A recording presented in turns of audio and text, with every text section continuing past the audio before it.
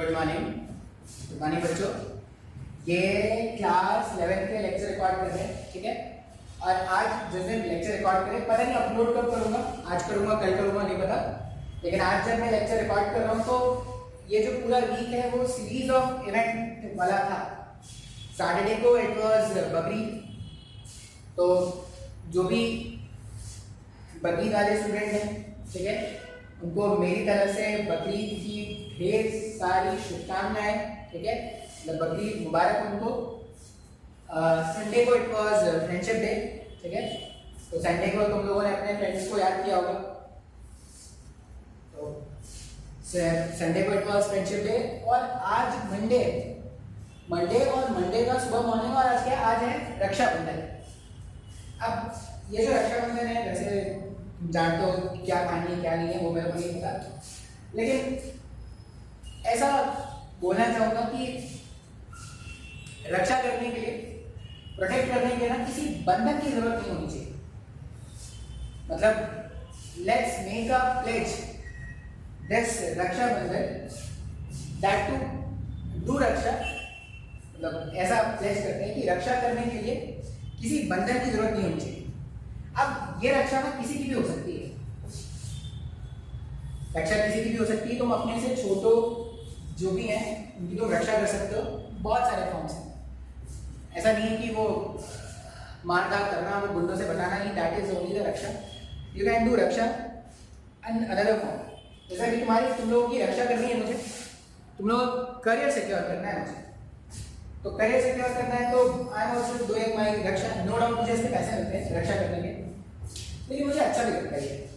This is the best thing that I can do, और ये शायद सोसाइटी को मेरा रिटर्न है, ठीक है। तो जो भी है, जो भी फेस्टिवल्स हैं, लेकिन एक और चीज़ बोलूँगा ना कि फेस्टिवल्स आते जाते रहेंगे, फेस्टिवल आएंगे जाएंगे। तुम्हारा जो मेन फेस्टिवल है वो तुम्हारा एग्जाम है। मतलब अगर तुम मेडिकल और जेई का प्रिपरेशन करते हो तो जो तुम्हारा मेन फेस्टिवल है वो तुम्हारा एग्जाम होना चाहिए। बाकी के जो फेस्टिवल्स है ना वो बहुत इंटरेस्टिंग हो जाएंगे, बहुत ही अच्छे हो जाएंगे जब तुम एक रेस्पेक्टेबल पोजीशन में हो या तुम एक ढंग के कॉलेज में हो। अगर ढंग के कॉलेज में नहीं हो तो एक रिग्रेट हमेशा रह जाता है लाइफ में कि काश उस समय पढ़ लिया होता, जब टीचर्स बोलते थे उस समय पढ़ लिया होता तो आज इस कॉलेज में होता। यहाँ से जब मैं डॉक्टर बन के निकलता तो मेरी कुछ औकात होती, मेरा कुछ लेवल होता। तो रिग्रेट करने से अच्छा है अभी मेहनत कर लो, और मेहनत भी बहुत ही सिस्टमैटिक वे में करना है। ऐसा नहीं कि एक दिन पढ़ लिया, रात को 9 बजे से बैठा, सुबह 9 बजे तक पढ़ लिया, एक दिन पढ़ लिया और हफ्ते दिन तक कुछ पढ़ा ही नहीं, वैसा नहीं करना है। सिस्टमैटिक वे में पढ़ो, हर दिन पढ़ो, थोड़ा थोड़ा पढ़ो, बहुत ही जरूरी है। और लेक्चर्स रेगुलरली देखो, लेक्चर्स रेगुलरली देखो, बहुत ही इंपॉर्टेंट है वो, क्योंकि अगर तुम लेक्चर्स ही नहीं देखोगे ना, मान लो अगर तुम लेक्चर्स नहीं देख रहे तो तुम उसमें न्यूमेरिकल, उसमें जो बेस्ड न्यूमेरिकल्स होंगे वो तो तुम सॉल्व कर ही नहीं रहे होगे, क्योंकि अगर तुमको लेक्चर ही देखना इतना भारी लग रहा है तो न्यूमेरिकल सॉल्व करना बहुत ही ज्यादा भारी लगेगा। कुछ लोगों ने संडे को डाउट पूछा, मैंने रिप्लाई किया, ठीक है। मैं टेस्ट लूंगा इस संडे को शायद, क्योंकि मोस्ट प्रोबेबली मैं इस संडे तक वेक्टर्स कंप्लीट कर दूंगा, तो वेक्टर्स में कंप्लीट कर दूंगा तो मैं आप पे टेस्ट लूंगा वेक्टर्स में। तो मैंने आज ही तुमको इन्फॉर्म कर दिया है कि तुमको क्या करना है, संडे को टेस्ट देना है। टाइम और मैं बता दूंगा किस टाइम पे होना है। आज क्या करते हैं, लेक्चर्स को आगे स्टार्ट करते हैं। इससे पहले वाले लेक्चर में मैंने यूनिट वेक्टर स्टार्ट कर दिया था। इससे पहले का जो लेक्चर था उसमें मैंने यूनिट वेक्टर स्टार्ट किया था। अब यूनिट वेक्टर फाइंड आउट कैसे करते हैं, तो किसी भी वेक्टर को उसके ही मैग्नीट्यूड से अगर आप डिवाइड कर देते हो तो जो रिजल्ट आता है उसे ही क्या बोलते हैं, यूनिट वेक्टर, ठीक है। ये यूनिट वेक्टर का डेफिनेशन हो गया। अब इसमें मैंने टाइप ऑफ प्रॉब्लम्स तुमको कराए थे कि किस किस तरह के प्रॉब्लम्स आते हैं। सबसे पहला प्रॉब्लम आएगा कि बोला जाएगा कि एक यूनिट वेक्टर गिवन है और उसमें x और y का वैल्यू तुमसे पूछ लेगा। मान लो 0.4 है, 0.4 i क्या, 0.6 j क्या प्लस z k क्या is a unit vector, then find the value of z, ऐसा बोला जा सकता है। तो वहां पे आप क्या करोगे, मैग्नीट्यूड को 1 से इक्वेट कर दोगे, सिंपलीफाई कर दोगे, आंसर आ जाएगा। सबसे पहला क्वेश्चन बहुत ही आसान क्वेश्चन। उसके बाद क्वेश्चन कैसा हो सकता है, तो उसके बाद क्वेश्चन वो जो सिस फॉर्मूला मैंने सिखाया था, सिस फॉर्मूले में क्या करना होता है पहले वेक्टर को उसके कंपोनेंट्स में रिजॉल्व कर दो, जो भी वेक्टर गिवन होगा पहले उसको उसके कंपोनेंट्स में रिजॉल्व कर दो, फिर वेक्टर को उसके मैग्नीट्यूड से डिवाइड कर दो, तो जो रिजल्ट आता है वो सिर्फ आता है क्या cos theta i cap plus sin theta j cap आता है, जहां पे theta is the angle from positive side of x। अब क्या करेंगे ना, इस यूनिट वेक्टर में और इससे पहले जो लेक्चर्स में क्रॉस प्रोडक्ट डॉट प्रोडक्ट ये सब जब हमने सीखा था उसको मिला के क्या करते हैं, क्वेश्चन सॉल्व करते हैं। जैसे एक बहुत ही कॉमन सा क्वेश्चन होता है, कॉमन सा क्वेश्चन कैसा होता है, ऐसा गिवन होता है, क्वेश्चन है find a unit vector. Question ऐसा बोल रहा है, एक्चुअली में क्वेश्चन कुछ और होता है लेकिन मैं इसको दो पार्ट में तोड़ तोड़ के बता रहा हूं। ये पहला पार्ट है क्वेश्चन का, find a unit vector perpendicular to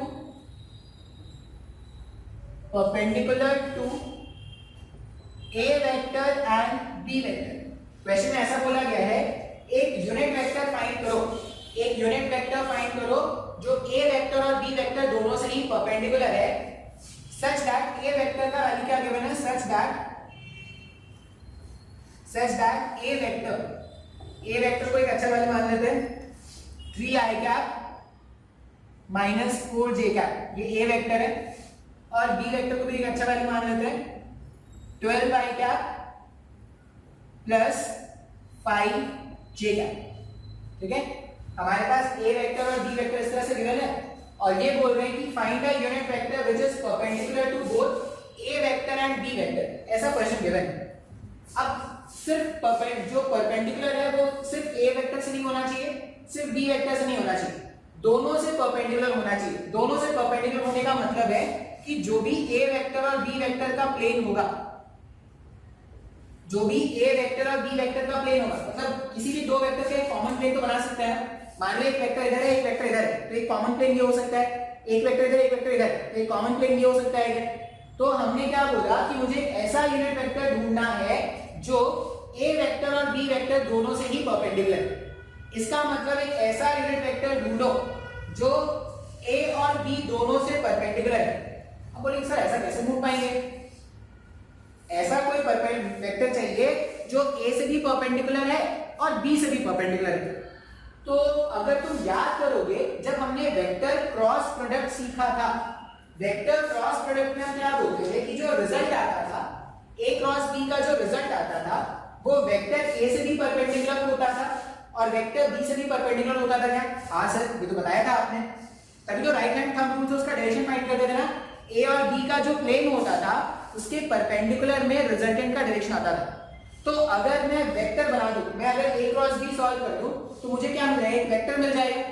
अब जैसे मुझे एक ऐसा वेक्टर मिल गया जो a और b दोनों से परपेंडिकुलर है, उसका अगर मैं यूनिट वेक्टर फाइंड कर लूं तो वो मेरा रिक्वायर्ड आंसर होगा। क्या सर नहीं आया समझ में? फिर से देखते हैं। हमने क्या बोला, क्वेश्चन ऐसा बोल रहा है कि दो वेक्टर दिए हुए हैं भाई अपने को, एक तो वेक्टर a और एक vector b।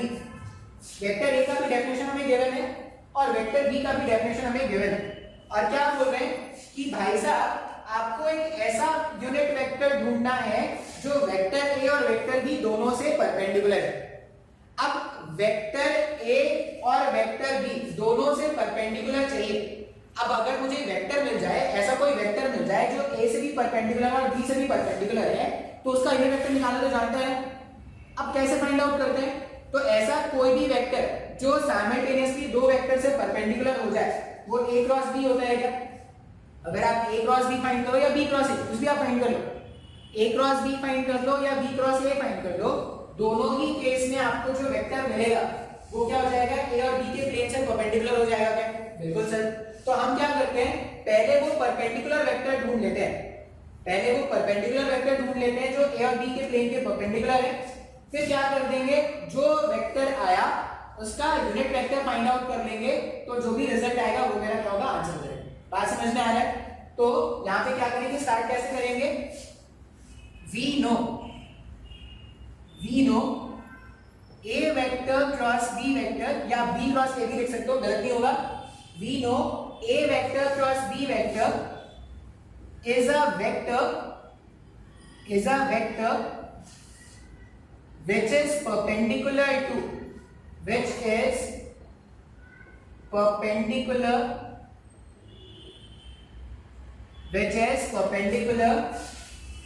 to both a vector and b vector। हम क्या जानते हैं कि a क्रॉस b जो है is a vector which is perpendicular to both a vector and b vector. तो a क्रॉस b कैलकुलेट करना तो आता है सर हमको।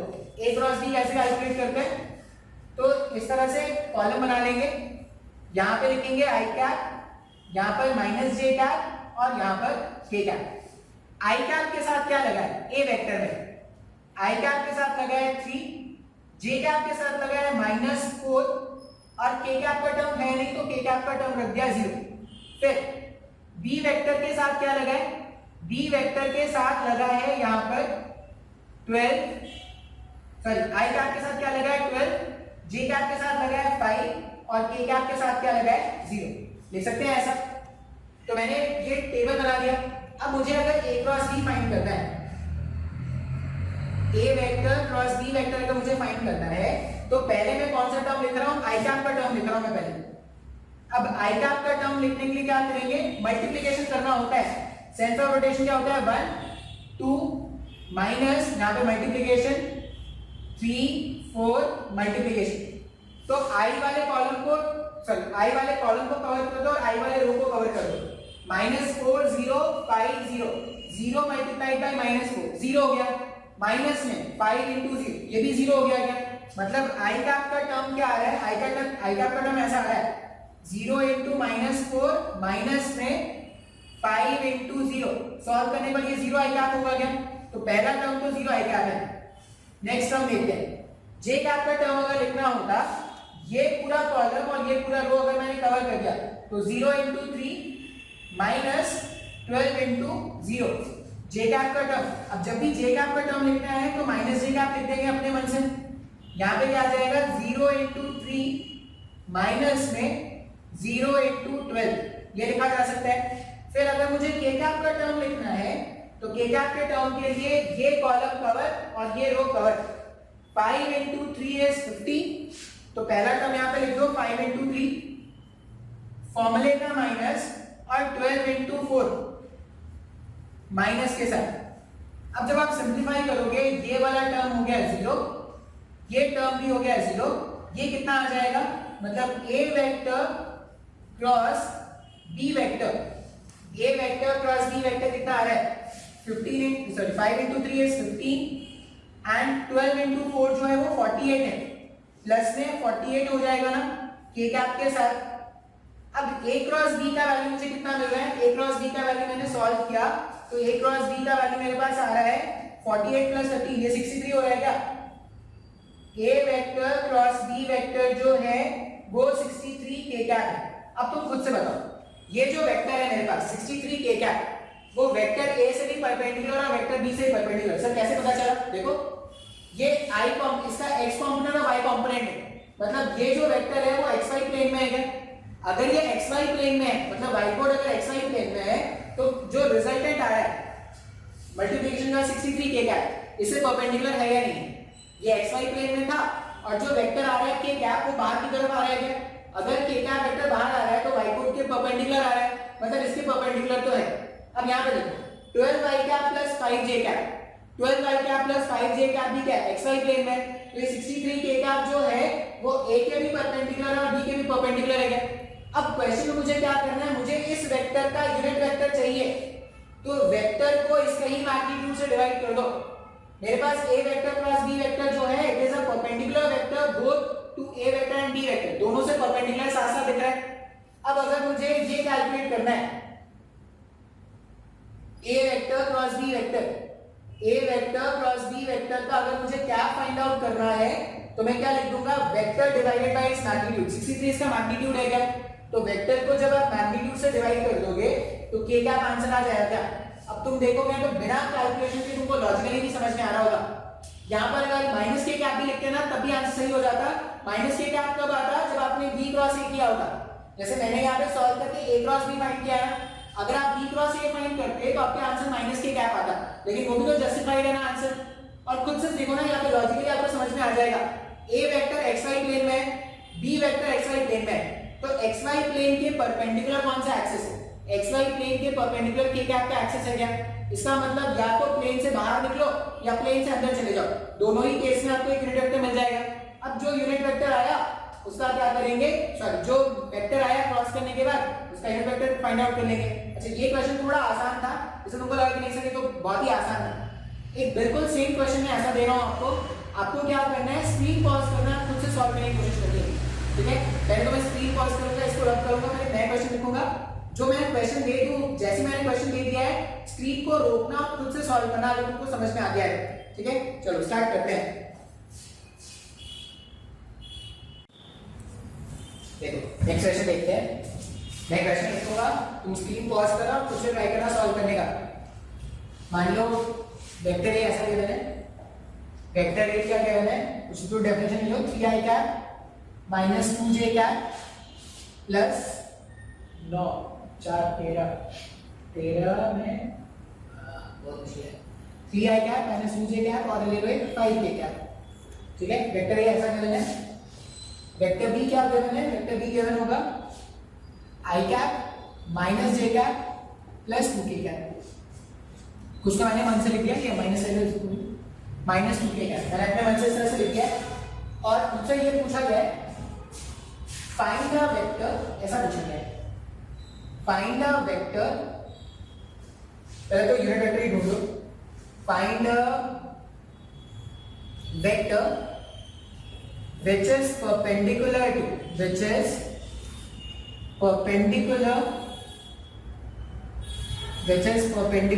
to a vector and b vector and will have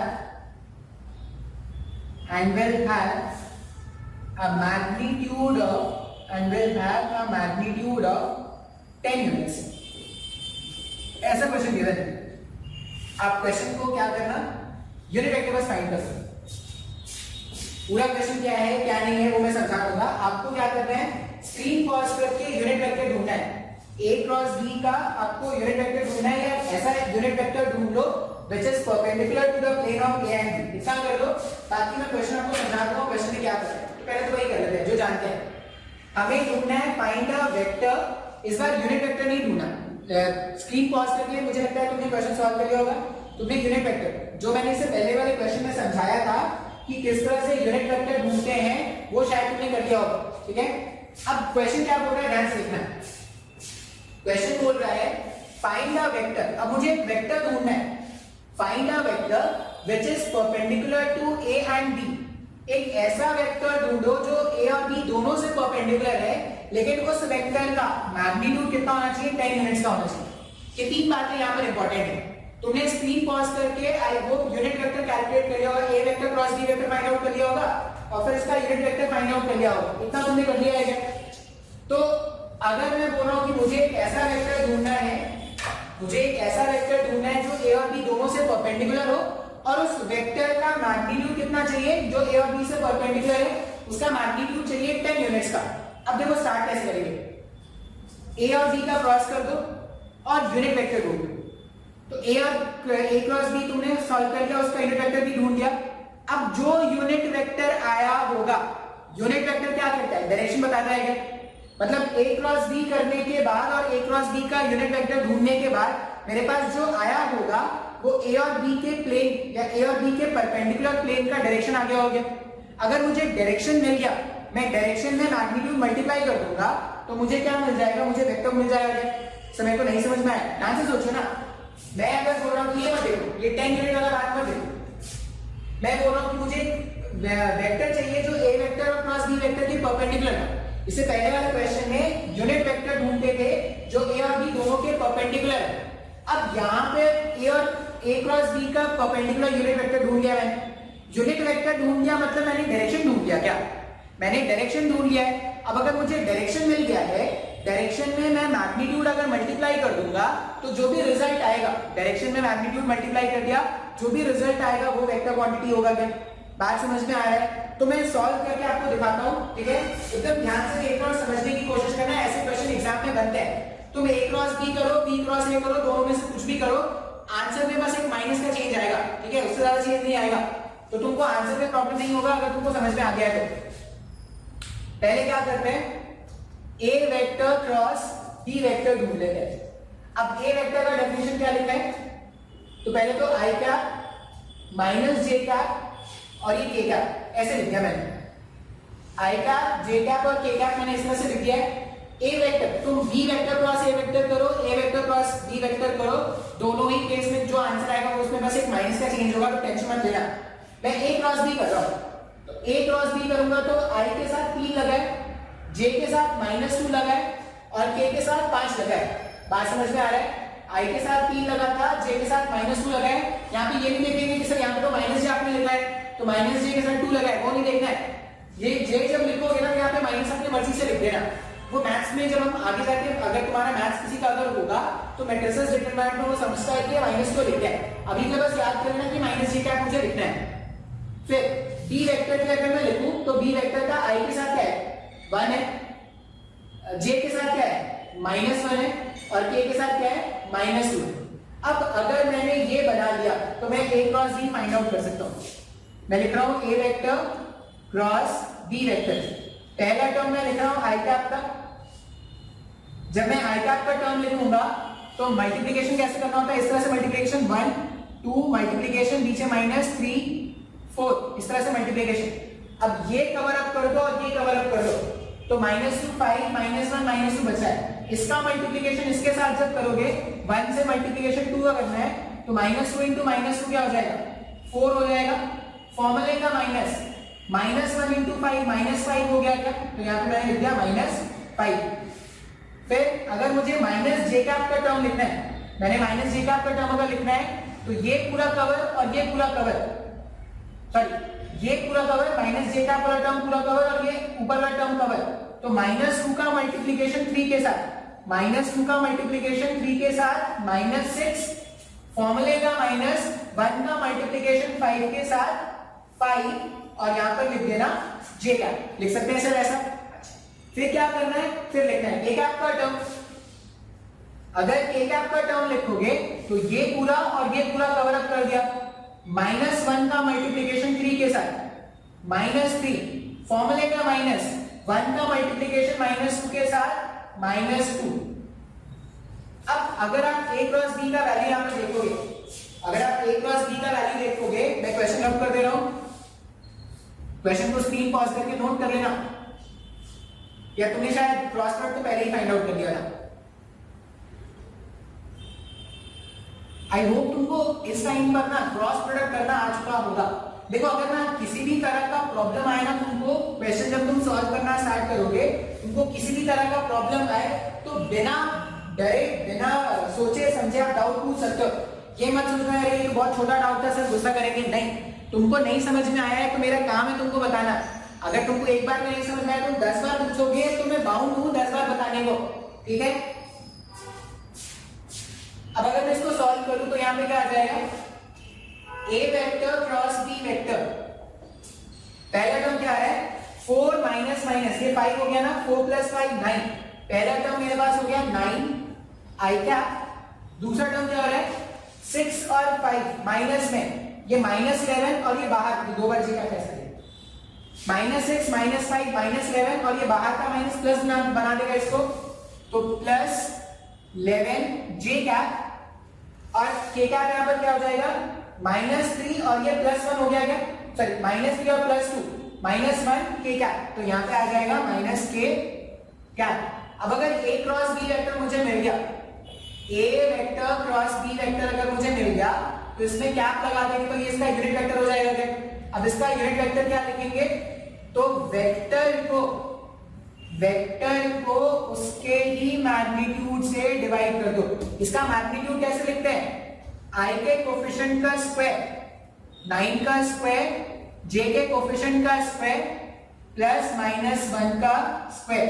जब आप सिंप्लीफाई करोगे तो a vector cross b vector का cap, a vector cross b vector का कैप कितना आ जाएगा, तो 9 आई कैप, मुझे लगता है कोई अच्छा वैल्यू आ रहा है तो ऐसे रहने देते हैं, j cap minus k cap और इस पूरे को डिवाइड कर दो।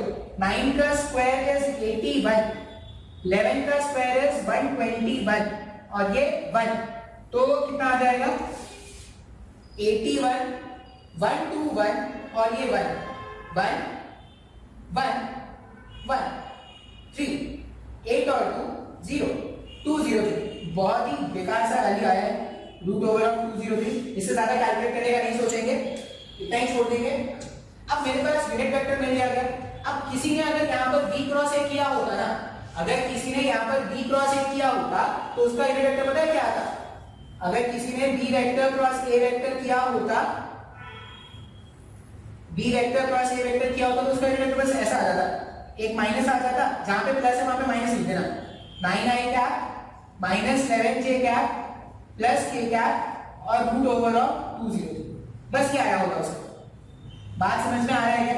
अब देखो a और b के प्लेन से ये भी परपेंडिकुलर है, a और b के प्लेन से ये भी परपेंडिकुलर है। अगर a और b का प्लेन बाइपोड होता तो एक बाहर की तरफ भी परपेंडिकुलर आ सकता है और एक अंदर की तरफ भी परपेंडिकुलर आ सकता है। तो दो पॉसिबल आंसर्स हो सकते हैं। तो ये पॉसिबल आंसर बाहर की तरफ का हो गया मान लो, और ये पॉसिबल आंसर अंदर की तरफ हो गया। अब मुझे ना ये क्वेश्चन में यूनिट वेक्टर नहीं ढूंढना था इसमें, मुझे क्वेश्चन में बोला गया है कि एक ऐसा वेक्टर ढूंढो, एक ऐसा वेक्टर ढूंढो जो a और b के प्लेन के परपेंडिकुलर है। चलो ये मिल गया। और उस वेक्टर का मैग्नीट्यूड कितना होना चाहिए? उस वेक्टर का मैग्नीट्यूड होना चाहिए 10 का। तो अगर मेरे पास यूनिट वेक्टर है, मैं यूनिट वेक्टर में अगर मैग्नीट्यूड को मल्टीप्लाई कर दूं तो जो भी रिक्वायर्ड आंसर है वो आंसर आ जाएगा। तो मैं क्या लिखूंगा? Required answer. मैं लिखूंगा रिक्वायर्ड आंसर। रिक्वायर्ड आंसर में मैग्नीट्यूड को डायरेक्शन से मल्टीप्लाई कर दो। अगर तुम्हारा ये यूनिट वेक्टर होता तो या तो तुम्हारा आंसर ये हो सकता था 10 times of 9i cap plus 11j cap minus k cap इस पूरे का डिवाइडेड बाय 2√3। मतलब या तो तुम्हारा पॉसिबल आंसर ये हो सकता था 90i cap plus 110j cap plus 10k cap whole divided by 203। या तो ये आंसर हो सकता था, या और तुम्हारा आंसर क्या हो जाता है 10 टाइम्स ऑफ ये। अगर 10 टाइम्स ऑफ इसको मल्टीप्लाई करोगे b क्रॉस a को तो minus 9i cap minus 11j cap plus k cap इस पूरे का डिवीजन रूट ओवर ऑफ 203 के साथ। अब जब इसको सिंप्लीफाई कर दोगे तो कितना आ जाएगा? Minus 90i cap minus 110j cap plus 10k cap whole divided by 203। तो या तो ये करेक्ट आंसर हो सकता है या ये करेक्ट आंसर हो सकता है। दोनों में से कोई भी आंसर आपका क्वेश्चन का आंसर हो सकता है। अब ध्यान से देखना, ये भी क्या है ना क्रॉस प्रोडक्ट का एप्लीकेशन। ये भी क्रॉस प्रोडक्ट का एप्लीकेशन। देखो अपना कंफ्यूजन कैसे दूर करेंगे। जब भी मुझसे ये बोला गया है कि दो वेक्टर आपस में परपेंडिकुलर है, जब भी मुझसे ये बोला गया कि दो वेक्टर अगर आपस में परपेंडिकुलर है तो उन दोनों का डॉट करने से रिजल्ट 0 आता था। क्या याद होगा तुमको? ऐसा बोला जाए अगर कभी भी कि दो वेक्टर आपस में परपेंडिकुलर है तो उनका डॉट करने से जो रिजल्ट आता था, डॉट करने से जो रिजल्ट आता था वो क्या होता था? 0 होता था। क्या? क्योंकि a b cos theta cos 90 का वैल्यू क्या होता है? 0 होता है। अच्छा, अब क्वेश्चन में क्या बोल रहे हैं? ऐसा वेक्टर ढूंढो, ऐसा वेक्टर ढूंढो जो दो गिवन वेक्टर से परपेंडिकुलर है। ऐसा कोई वेक्टर जो दो गिवन वेक्टर से परपेंडिकुलर है, उस केस में मुझे क्रॉस प्रोडक्ट यूज करना पड़ेगा। जब ऐसा बोला जाए कि दो वेक्टर है और वो दोनों आपस में परपेंडिकुलर है तो डॉट प्रोडक्ट। लेकिन ऐसा बोला जाए कि ऐसा वेक्टर ढूंढो जो गिवन टू वेक्टर से परपेंडिकुलर हो तो क्रॉस प्रोडक्ट करना पड़ेगा। हाँ या ना? तो कंफ्यूजन दूर रखेंगे। ठीक है, अब ये इस तरह का क्वेश्चन हो गया। अब यूनिट वेक्टर देखो, यूनिट वेक्टर में आपको पहले तो फाइंड आउट कर, पहले तो मतलब समझना है कि यूनिट वेक्टर है क्या। वो मैंने देखा है बहुत सारे स्टूडेंट्स को पूरा पढ़ लेंगे उनको समझ नहीं आता यूनिट वेक्टर है क्या। सर क्यों कैलकुलेट कर रहे हैं यूनिट वेक्टर? यूनिट वेक्टर में जब भी मेरे को डायरेक्शन का रिक्वायर्ड है, किसी भी वेक्टर का डायरेक्शन अगर तुमको चाहिए तो तुम क्या कर लो, उसका यूनिट वेक्टर फाइंड आउट कर लो। अब देखो डायरेक्शन भी हम किसी भी वेक्टर का कोई भी रैंडम वेक्टर बोल दो ना तो उसका तुम मैग्नीट्यूड निकाल सकते हो, उसका तुम डायरेक्शन निकाल सकते हो। क्या? अब जैसा जरूरत होगा वैसा लिखना पड़ेगा। जैसे ये जो वेक्टर है, यहीं पे मैं कोई वेक्टर बताऊं, मान लो मेरे पास ये एक vector 9i cap plus 11j cap minus k cap. इस वेक्टर का मैं मैग्नीट्यूड निकाल सकता हूं क्या? बिल्कुल सर आप निकाल सकते हो। इसका मैग्नीट्यूड आप भी निकाल सकते हो। इस वेक्टर का डायरेक्शन बता सकते हैं क्या? बिल्कुल डायरेक्शन भी बता सकते हैं। डायरेक्शन बताने का मतलब है इसका यूनिट वेक्टर ढूंढ लो। इसका यूनिट वेक्टर ढूंढ लोगे तो तुमने इसका डायरेक्शन बता दिया। क्या अब बोला जाए, मान लो तुमसे ऐसा बोला जाए कि इस वेक्टर के परपेंडिकुलर, ये शायद मैंने यूनिट वेक्टर में कराया भी था, इस वेक्टर के परपेंडिकुलर वाला तो कर लिया, ऐसा क्वेश्चन बोला जाए कि इस वेक्टर के पैरेलल एक तीसरा वेक्टर ढूंढो जिसका मैग्नीट्यूड कुछ भी गिवन है, मान लो इसका मैग्नीट्यूड गिवन है 100, एक ऐसा वेक्टर ढूंढो जो इस वेक्टर के पैरेलल होगा लेकिन उसका मैग्नीट्यूड क्या होना चाहिए, 100 होना चाहिए। तो अगर इस वेक्टर के पैरेलल ढूंढना है मतलब जो इसका डायरेक्शन है वही दूसरे वाले वेक्टर का भी डायरेक्शन होना चाहिए ना। तो अगर तुम इसका यूनिट वेक्टर ढूंढ लोगे तो जो सेकंड वाले क्वेश्चन में पूछा जा रहा है कि एक ऐसा वेक्टर ढूंढो जो इसके पैरेलल है, इसका डायरेक्शन निकाल देंगे, मतलब इसका यूनिट वेक्टर निकाल देंगे तो डायरेक्शन मिल गया क्या। अब मैग्नीट्यूड से मल्टीप्लाई कर दो वो वेक्टर मिल जाएगा क्या। इस तरह के क्वेश्चन तुमको मिलेंगे और स्टार्टिंग में ये बहुत ज्यादा कंफ्यूजिंग होंगे, स्टार्टिंग में ये क्या होते हैं, बहुत ज्यादा कंफ्यूजिंग होते हैं। अच्छा वेक्टर में देखो मैंने क्या क्या बता दिया, डॉट प्रोडक्ट में सॉरी वेक्टर में एडिशंस करना सिखा दिया, सब्ट्रैक्शन करना सिखा दिया, कंपोनेंट रिजॉल्व करना सिखा दिया। सबसे मुश्किल मैं बोलूं ना अभी तक मैंने जो पढ़ाया है उसमें सबसे मुश्किल कंपोनेंट रिजॉल्व करना होता है, ठीक है। फिर वेक्टर का डॉट प्रोडक्ट सिखा दिया, वेक्टर का क्रॉस प्रोडक्ट सिखा दिया, यूनिट वेक्टर लिखना सिखा दिया। अब लास्ट टॉपिक एक बचा है projection of a vector over another vector. तो देखता हूं कितना पढ़ा सकता हूं। अभी नया टॉपिक लिखेंगे projection of a vector over another vector या component of a vector over another vector, ठीक है। स्टार्ट करते हैं। पहले मैं स्क्रीन पॉज करूंगा, इसको रब करूंगा, फिर स्टार्ट करेंगे। देखिए स्टार्ट करते हैं। ये इंपॉर्टेंट होता है, मैं पूरा फॉर्मूला डेरिवेशन सब कुछ बताऊंगा लेकिन तुम क्या करना है, सिर्फ एंड रिजल्ट याद रखना, ठीक है। मैं तुमको डिराइव करके बता दूंगा कि कैसे फाइंड आउट करेंगे, लेकिन तुमको क्या करना है, सिर्फ एंड रिजल्ट याद रखना है। अब क्या बोल रहे हैं, प्रोजेक्शन ये आर है सॉरी एन है, projection of a vector over another vector, या तो इस तरह से आपको क्वेश्चन मिल सकता है या आपको क्या मिलेगा, component of a vector over another vector. जैसे अभी तक हमने क्या किया था, अभी तक हमने ऐसा देखा था कि मान लो एक वेक्टर ए है, मान लो एक वेक्टर ए है और इसने x के पॉजिटिव से कोई तो थीटा एंगल फॉर्म किया है, तो इसके कंपोनेंट्स बनाना सीखा था क्या। अब कंपोनेंट्स कैसे बनाते थे, तो हमने क्या बोला था कि जिसके तरफ ये जिससे एंगल बनेगा उस तरफ आपको, जिससे भी एंगल बनता है उस तरफ आपको क्या करना है, cos कंपोनेंट दिखाना है, और जिसके साथ एंगल नहीं बनता है वहां पे sin कंपोनेंट दिखाना है। जैसे यहां पर इसके साथ एंगल बन रहा है तो यहां पे क्या लिखते थे, a cos theta i cap, ऐसा कुछ लिखते थे। और जिसके साथ एंगल नहीं बनता था वहां पे क्या लिखते हैं, a sin theta j cap, ये लिखते हैं क्या। जिसके साथ एंगल बनेगा वहां पे क्या लिख देना, a cos theta i cap. अब i कैप क्यों लिख रहे थे, देखो ये x का पॉजिटिव था, ये x का पॉजिटिव है इसलिए यहाँ पे i कैप है, ये y का पॉजिटिव है इसलिए यहाँ पे j कैप है, ठीक है। मान लो मैं ऐसा बोलता कि फाइंड द, मैं आपको बोलता कि find the x component of a vector. अगर मैं ऐसा बोलूं कि a वेक्टर का x कंपोनेंट क्या है वो बताओ, तो डायग्राम को अगर आप देखोगे ना तो a वेक्टर का x component a cos theta आएगा। मैं आपसे ऐसा बोलता find the y component of a vector, तो आप क्या बोलते, a sin थीटा बोल देते क्या। मैं आपको बोलता, क्वेश्चन ध्यान से सुनो, क्वेश्चन क्या पूछा जा सकता है आपसे, find the x component of a vector. अगर x component of a vector पूछा जाए तो सिंपल सा आंसर बोल देना a cos theta is the x component of a vector. जैसे कभी भी अगर वेक्टर इस तरह से लिखा मिलता था, कभी भी अगर वेक्टर ऐसा कुछ मिल रहा है, मान लो वेक्टर a है, इस तरह से लिखा है अपने को 2i cap plus 7j cap, इसका मतलब ये 2 क्या है, 2 उसका x कंपोनेंट है। ये जो 2 है वो वेक्टर a का x कंपोनेंट है, वेक्टर a का x कंपोनेंट 2 क्या है, x component of vector a, x component of vector a। कैसे लिखा, i कैप के साथ जो लगा होता है वो उसका x कंपोनेंट होता है। मान लो k कैप का भी टर्म है -2 k कैप, 7 क्या है, तो 7 जो है y component of vector a, और -2 क्या है, तो z component of vector a। इस तरह से हमें क्या करना है, याद रखना है। तो अगर मैं आपको एक वेक्टर इस तरह से लिखा हुआ दे दूं, इसमें i के साथ जो लिखा होता है वो उसका x कंपोनेंट है, y के साथ जो लिखा है वो उसका j कैप के साथ जो लिखा होगा वो उसका y कंपोनेंट है, और k कैप के साथ जो लिखा हुआ मिलेगा वो उसका z कॉम्पोनेंट। ये बात समझ में आ रहा है? अब मैंने बोला कि कोई वेक्टर था a वेक्टर जिसने x के पॉजिटिव से कुछ तो थीटा एंगल फॉर्म किया था। अगर x के पॉजिटिव से कुछ तो थीटा एंगल फॉर्म किया था, मतलब जिसके साथ एंगल बनता है वहां पे a cos थीटा लिखते हैं, और जिसके साथ एंगल नहीं बनता वहां पे a sin थीटा लिखते हैं क्या? तो मैं क्या बोलूंगा, a cos थीटा जो है वो एक्चुअल में a वेक्टर का x कंपोनेंट है क्या? ये क्या है? x component. ये है x component of vector a। a sin theta क्या है? a sin theta is the y component of vector a। बात समझ में आ रहा है?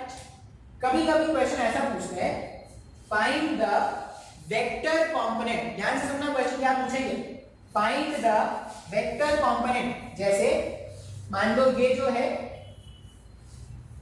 वेक्टर ऐसे a ऐसा लिखा है और आपसे पूछते find the vector component. Find the vector component इसके लिए लिख रहे हैं for a, find the vector component of a vector along x axis. अगर क्वेश्चन ये पूछे सिर्फ अगर ऐसा मिल जाए find the component of a vector, सिर्फ ऐसा मिलता find the component, find the x component of a vector. अगर कोई तुमसे पूछे कि x कंपोनेंट a वेक्टर का कितना है तो कितना बोल दोगे? 2। लेकिन अगर तुमसे कोई ये पूछे ना कि find the vector component of a vector along x axis, तो इसका वेक्टर कंपोनेंट क्या लिखोगे? 2 आएगा। अगर आपसे कोई पूछे कि भाई a वेक्टर का x कंपोनेंट बता दो, इसका मतलब वो तुमसे x कंपोनेंट का सिर्फ मैग्नीट्यूड पूछ रहा है। अगर कोई तुमसे ऐसा पूछता है कि a वेक्टर जो है उसका x कंपोनेंट बता दो, तो x कंपोनेंट कितना है? 2। कोई तुमसे पूछ रहा है कि भाई जो वेक्टर a है उसका y कंपोनेंट बता दो, तो तुम आंसर क्या बोलते हैं? 7। लेकिन अगर तुमसे कोई क्वेश्चन ऐसा पूछे कि find the vector component of a vector, find the vector component of a vector along x axis, तो x एक्सिस के अलोंग जो वेक्टर का कंपोनेंट है वो कितना है? 2i cap. वेक्टर कंपोनेंट कोई पूछे मतलब तुमको मैग्नीट्यूड और डायरेक्शन दोनों बताना है। अगर कोई तुमसे सिर्फ कंपोनेंट पूछे तो तुम क्या करना, बस उसका मैग्नीट्यूड बता देना। बात समझ में आ रहा है? जैसे अगर मैं यहाँ पे बोलता find the vector component of vector a along y axis, तो आंसर क्या होता है? 7j का। मैं ऐसा पूछता find the vector component of a vector along z axis, तो आंसर होता है -2k का। बात समझ में आ रहा है? जब कोई तुमसे वेक्टर कंपोनेंट पूछे तो मैग्नीट्यूड डायरेक्शन दोनों बताना, और कोई जब सिर्फ कंपोनेंट पूछे, बोले सिर्फ कंपोनेंट है, सिर्फ कंपोनेंट अगर कोई पूछे तो क्या करना? सिर्फ मैग्नीट्यूड बता देना। बात समझ में आ रहा है क्या? जैसे इस वाले ये जो मैंने रेड वाले डायग्राम से बनाया है, अगर मैं इसको कोई पूछता भाई a वेक्टर का x vector component along x बताओ, a वेक्टर का वेक्टर कंपोनेंट अलोंग x क्या लिखेंगे? a cos थीटा i क्या। लेकिन अगर कोई मुझसे पूछता कि x component of a vector बता दो, तो मैं सिंपली क्या बोलता? a cos theta. सर नहीं आया समझ में? ये वर्ड्स के खेल को समझेंगे, वर्ड्स क्या पूछने जा रहे हैं क्वेश्चन में वो समझेंगे। वर्ड्स के खेल को नहीं समझोगे आंसर गलत कर दोगे। अब सर ये सब क्या बता रहे हो सर? ये सब इसीलिए बता रहे हैं, मान लो ये वेक्टर a, ठीक है? अच्छा ये i कैप x एक्सिस जो है उसके डायरेक्शन में जो वेक्टर है उसको i कैप बोलते हैं क्या? दो वो यूनिट वेक्टर है लेकिन है तो एक वेक्टर ना, यूनिट वेक्टर के टाइप ऑफ वेक्टर है। तो अगर मैं ऐसा बोलता कि find the x component of vector a, तो आप सीधा a cos थीटा लिख देते। लेकिन अगर मैं बोलता कि find the vector component of vector a along x axis, तो आप क्या लिख देते? a cos theta i cap लिखते क्या? बात समझ में आ रहा है? अब ध्यान से देखना इस चीज को, जब a वेक्टर का कंपोनेंट x एक्सिस की तरफ लिखना है, component of a vector along x axis, अगर ऐसा लिखना था तो मैंने क्या लिखा है? मैंने लिखा a मतलब मैग्नीट्यूड ऑफ जिस वेक्टर का मुझे कंपोनेंट लिखना है मैंने उसका मैग्नीट्यूड लिख दिया गया into cos theta. cos theta क्या है? तो i कैप एक यूनिट वेक्टर है, मतलब i कैप भी एक वेक्टर है और a वेक्टर ये भी एक वेक्टर है ना, इन दोनों के बीच का वेक्टर एंगल, तो यहाँ पे थीटा जो है वो दोनों वेक्टर्स का वेक्टर एंगल है क्या? दोनों वेक्टर्स का वेक्टर एंगल। अब यहाँ पे दोनों वेक्टर कौन कौन है? एक i कैप वेक्टर और एक a कैप वेक्टर है, और फिर मैंने क्या लिख दिया? i कैप क्या है? Unit vector. अब इतना बात आप क्या करना याद रखना, क्यों याद रखना है? क्योंकि इसको यूज करके अपन क्या करेंगे ना, कंपोनेंट निकालना सीखेंगे, प्रोजेक्शन निकालना सीखेंगे किसी भी वेक्टर का दूसरे वेक्टर के डायरेक्शन में। लेकिन वो आज नहीं कराऊंगा, ठीक है, वो कल वाले लेक्चर में मैं अपलोड कर दूंगा, क्योंकि उसमें एक अच्छा खासा लेक्चर लगता है, वो मुश्किल होता है थोड़ा समझना। आज के इतना ही याद रखना। अगर कोई तुमसे पूछे स्केलर कंपोनेंट मतलब सिर्फ मैग्नीट्यूड, लेकिन कोई तुमसे पूछे वेक्टर कंपोनेंट तो मैग्नीट्यूड भी डायरेक्शन भी, ठीक है। चलो इतना ही रहने देते हैं।